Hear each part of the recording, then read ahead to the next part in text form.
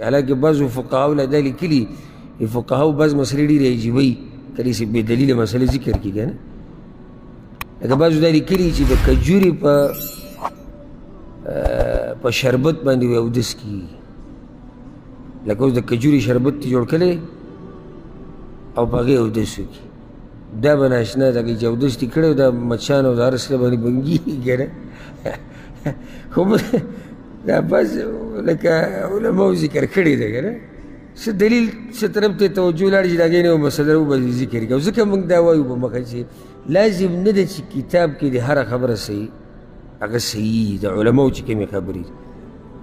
صحیح یقیني خبره هغه د الله ده